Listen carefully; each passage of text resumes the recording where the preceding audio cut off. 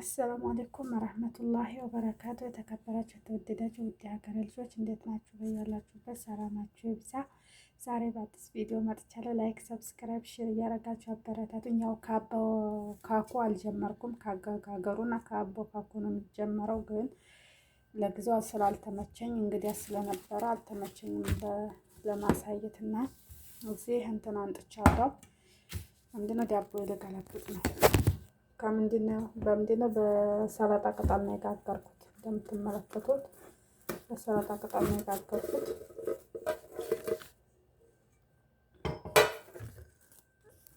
ይሄ የሰላጣ ቅጠል ነው፣ ኸስ ማለት ነው። ደቆቱ ያው ነጭ ደቆት ነው።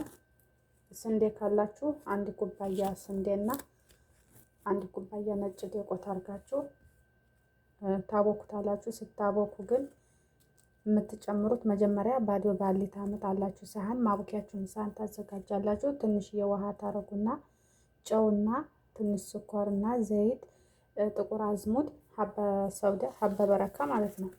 ከዛ እንትን ኩዝብራ ድንብላል ፍሬ የተፈጨ ማለት ነው። ነጭ አዝሙድ ካላችሁ አርጉበት፣ አብሽም ካላችሁ አርጉበት። ያለ አጋጣሚ አብሽ ስለሌለኝ ነጭ አዝሙድ ስለነበረኝ ሀባ ሰውዳና ነጭ አዝሙድ ያርጌበታለሁ ማለት ነው። እንደምትመለከቱት ቅጠሉን አነሳለታለሁ እንደዚህ አርጌ ማለት ነው።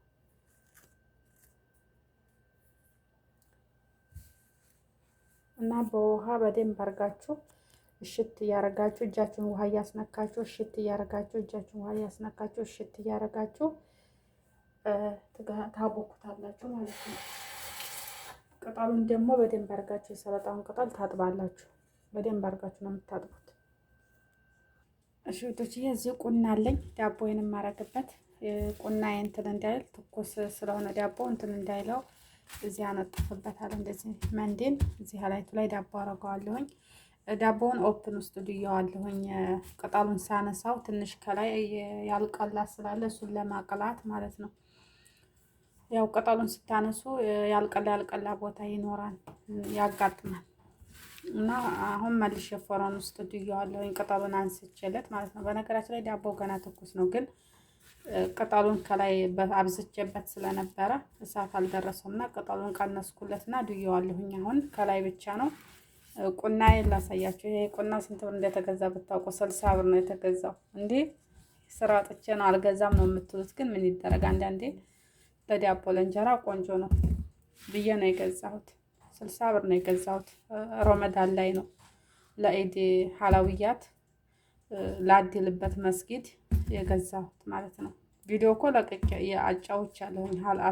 አሳይቻችኋለሁ አይደል? ያሳየኋችሁ ይመስለኛል። እሺ ወዶችዬ፣ በዚህ መልኩ እንግዲህ አቅለቸው ጨርሻለሁኝ። ከላይም ከታችም አያችሁት፣ ቦክቦካ ነው ዳቦ። እንደኔው እኮ ነው ቦክቦካ። እያችሁ እንደዚህ አድርጋችሁ ዳቦ ጋግራችሁ አበሉም እንደኔ።